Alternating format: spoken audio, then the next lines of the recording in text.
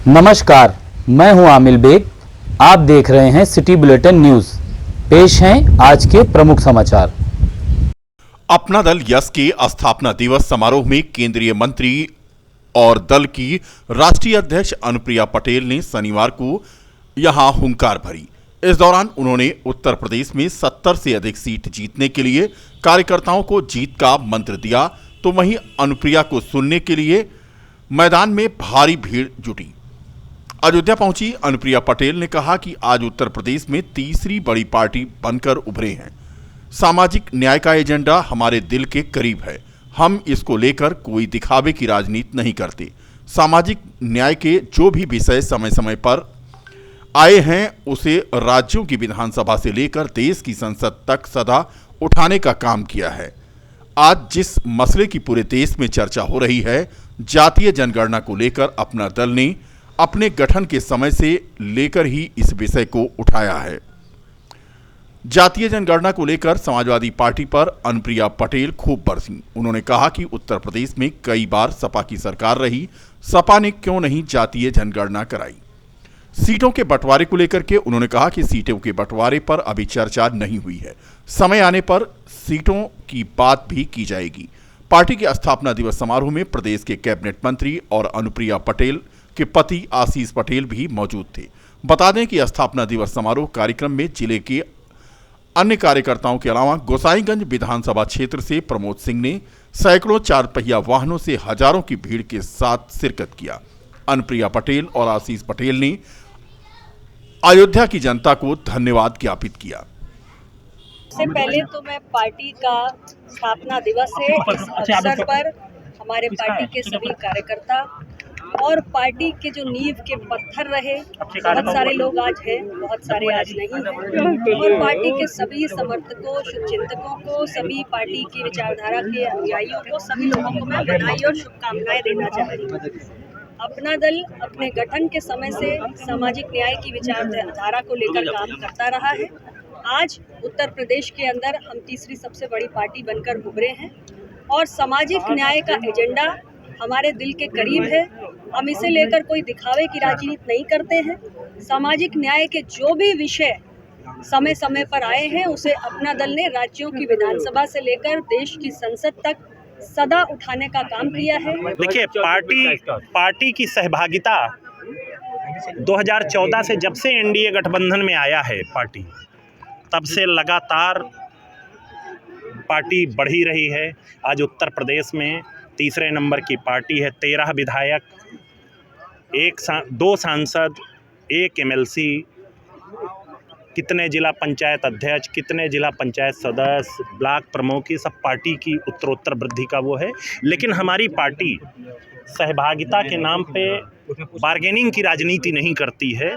हम जहां हम लड़ेंगे वहां हम लड़ेंगे, जहां सहयोगी दल लड़ेगा वहां पर हमारे कार्यकर्ता सहयोगी दल को लड़ेंगे।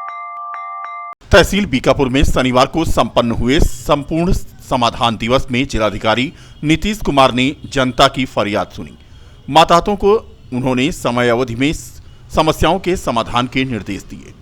चकमार्ग अतिक्रमण, अवैध निर्माण, राशन कार्ड, प्रयागराज हाईवे पर जलालपुर माफी में निर्मित हुई नाली में गंदगी संबंधित अनेक शिकायतें उनके सामने पेश हुईं। ग्राम पंचायत असुरवा में चकमार्ग पर हो रहे अवैध अतिक्रमण के बाबत जिलाधिकारी ने नक्शे तथा खतौनी के आधार पर कार्रवाई सुनिश्चित करते हुए बंधक मुक्त करवाने का आदेश जारी किया। फिलहाल इस बार भी हर बार की तरह सबसे ज्यादा शिकायतें राजस्व तथा पूर्ति विभाग से संबंधित आईं। संपूर्ण समाधान दिवस में एसएसपी राजकरण नैयर, मुख्य चिकित्सा अधिकारी डॉक्टर सत्येंद्र जैन के अलावा अन्य आला अफसर मौजूद थे। अयोध्या में आधी रात के करीब 11:32 और 54 सेकंड पर भूकंप के 2 झटके महसूस किए गए। इस समय अधिकांश लोग नींद में थे, जो झटका लगते ही उठकर भागने लगे।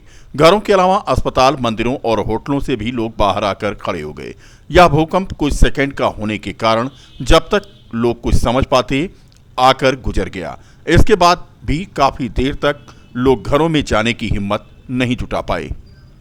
रिक्टर पैमाने पर भूकंप की तीव्रता 5.9 दर्ज की गई। भूकंप का केंद्र नेपाल में पैंक से 7 किलोमीटर की दूरी पर रहा।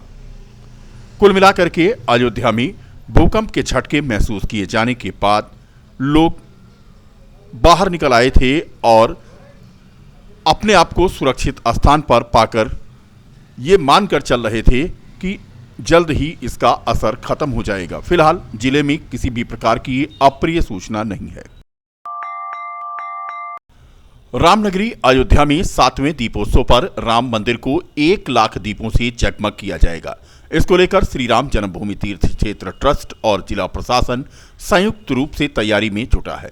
दीपोत्सव को लेकर राम कथा संग्रहालय में हुई बैठक में साधु संतों ने जिला प्रशासन को दीपोत्सव में जन सामान्य की सहभागिता और फैले डेंगू के संक्रमण से सुरक्षित रखने का सुझाव दिया।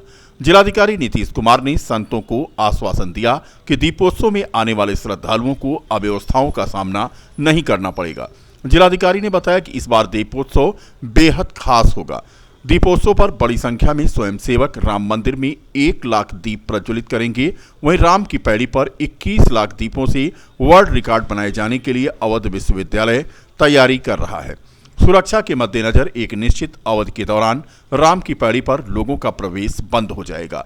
हालांकि उसके बाद आम जनमानस के लिए देर रात तक लेजर शो और अन्य आयोजन किए जाएंगे।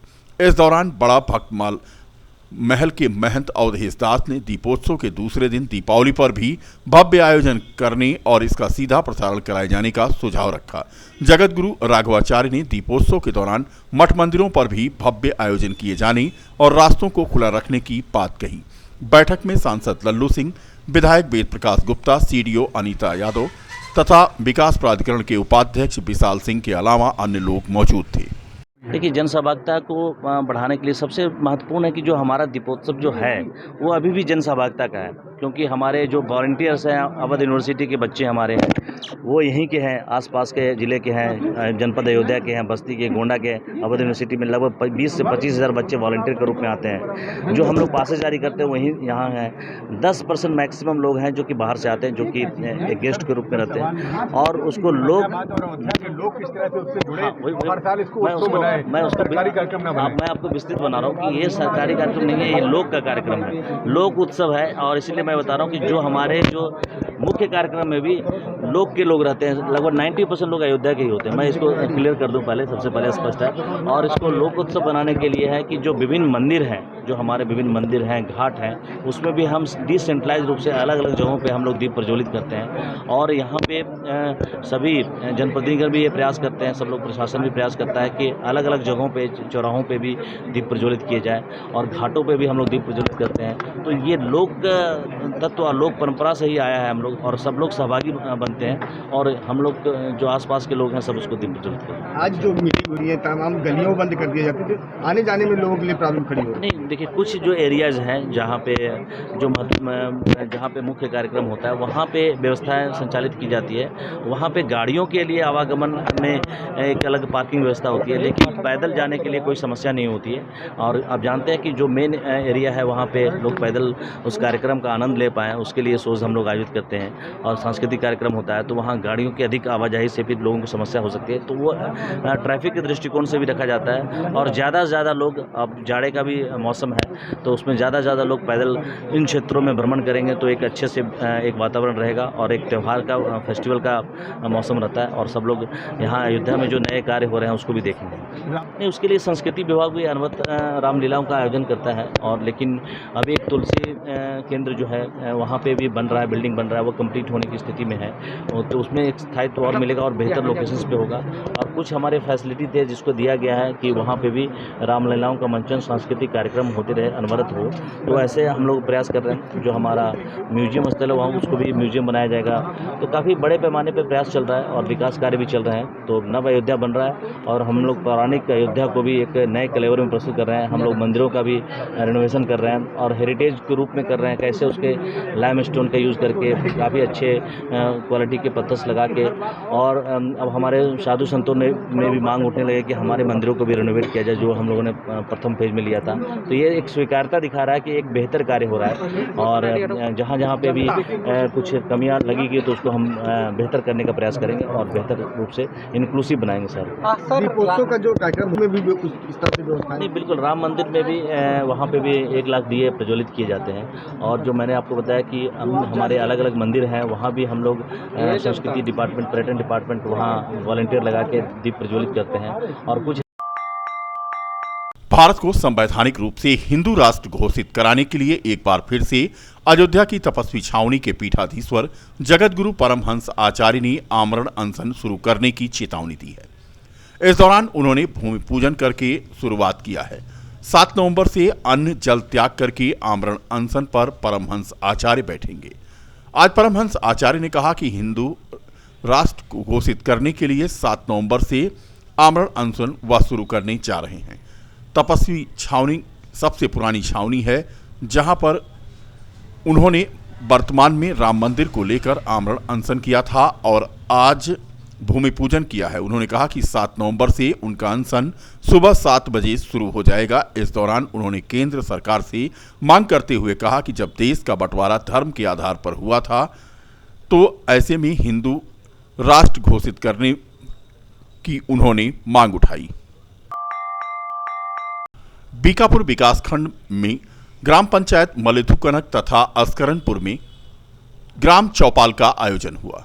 ग्राम चौपाल में ग्रामीणों की समस्याओं से रूबरू होकर अधिकारियों ने समाधान खोजा तथा सरकार द्वारा चलाई जा रही विभिन्न कल्याणकारी योजनाओं जैसे प्रधानमंत्री आवास, स्वयं सहायता समूह, वृद्धावस्था पेंशन, विकलांग पेंशन जैसी गरीबों से जुड़ी मूलभूत समस्या योजनाओं के बाबत विस्तार से जानकारी दी।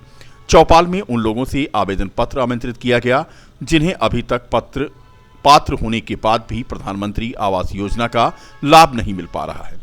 ग्राम पंचायत मलेथुकनक में चौपाल की अध्यक्षता ग्राम प्रधान राकेश कुमार यादव ने किया, जहां सचिव जयप्रकाश वर्मा ने बुकलेट पढ़कर लोगों को सुनाया।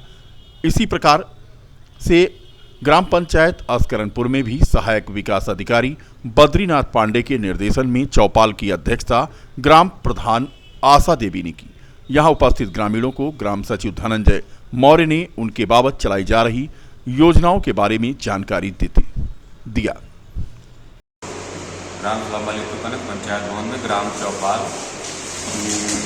जो है लगाई गई। इसमें ग्राम सभा के तमाम लोगों को बुलाया गया, उनकी जन समस्याएँ सुनी गई, प्रधानमंत्री आवास योजना के बारे में बताया गया और उसका आवेदन लिया गया। जो छूट गए थे लाभार्थी, उनका आवेदन लिया गया और तमाम समस्याएँ सुनी गई। बुकलेट पढ़ के सुनाया गया। स्थानीय 2 सड़कों का निरीक्षण किया गया, सत्यापन किया गया और तमाम योजनाओं को पढ़कर, विकास कार्य संबंधी योजनाओं को पढ़कर लोगों को बताया गया।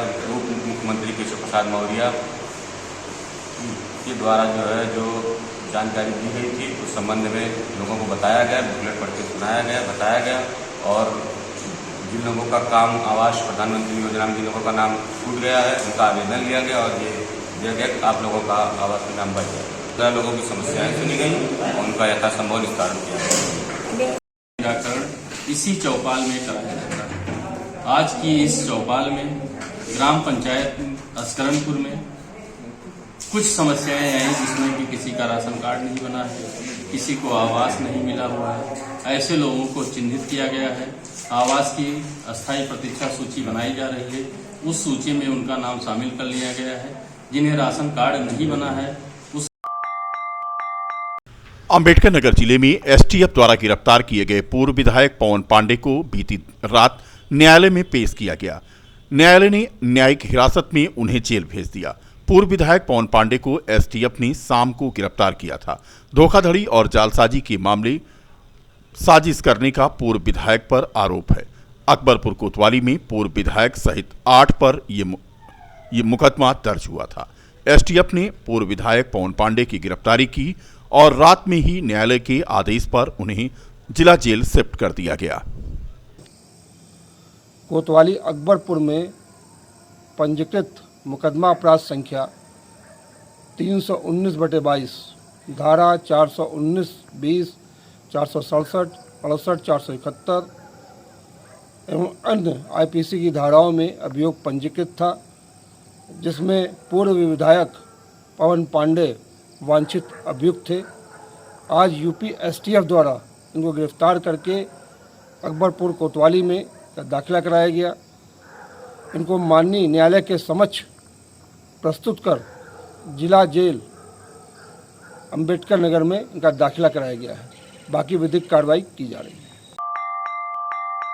जन्मभूमि पथ के बगल में 3000 मीटर क्षेत्रफल में यात्री सुविधा केंद्र बनेगा, जो 2 तल का होगा। आज इसका भूमि पूजन राम जन्मभूमि तीर्थ क्षेत्र ट्रस्ट के महासचिव चंपत राय तथा निर्मोही अखाड़ा के महंत